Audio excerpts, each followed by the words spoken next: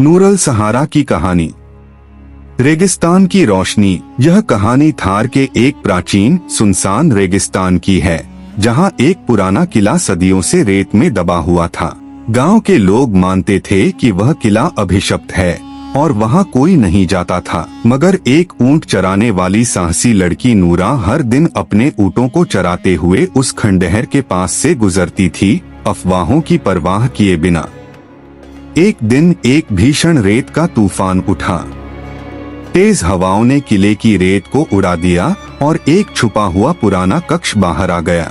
जब अगली सुबह नूरा वहां पहुंची तो उसने किले की दीवार में एक सुनहरा चमकता हुआ दरवाजा देखा। जिज्ञासा में आकर नूरा ने कांपते हाथों से दरवाजा खोला। अंदर उसे एक जिन्न मिला, जो कमजोर तो था लेकिन उसकी आंखों में गुस्सा नहीं, दर्द और दुख था। जिन्न ने धीमे स्वर में कहा, मैं कभी इस राज्य का रक्षक था, लेकिन एक दिन राजा के मंत्री ने मुझे धोखे से कैद कर लिया, क्योंकि वह उस खजाने को खुद रखना चाहता था जिसकी मैं रक्षा करता था। अब मैं आजाद हूँ, लेकिन मेरी शक्ति अभी अधूरी है। अगर तुम मेरा बदला लेने में मेरी मदद करो तो मैं अपनी शक्तियाँ तुम्हें सौंप दूंगा।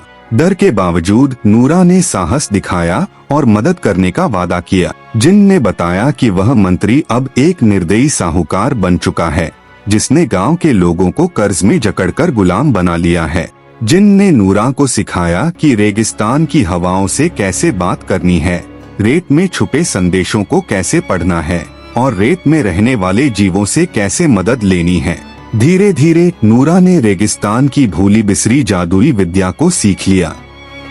फिर एक अमावस की रात नूरा साहूकार के महल की ओर रवाना हुई। वह अकेली नहीं थी, उसके साथ थी रेगिस्तान की हवा की फुसफुसाहट, रेत के रहस्य और जिन्न की जादुई शक्ति।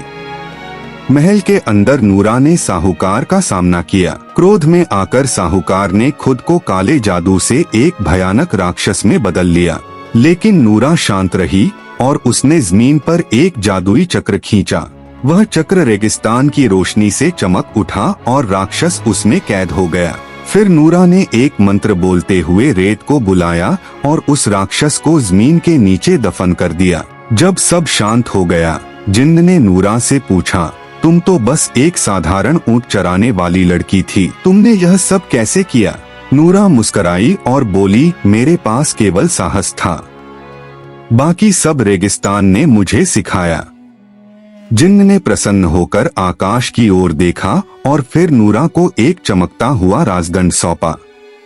यह रेगिस्तान की शक्ति है, अब तुम इसकी संरक्षिका हो। जैसे ही नूरा ने वह राजदंड थामा, रेगिस्तान की हवाएं उसके सामने झुक गईं। रेत के जीवों ने उसे नमन किया और धरती की रेत उसके कदमों में बिछ गई।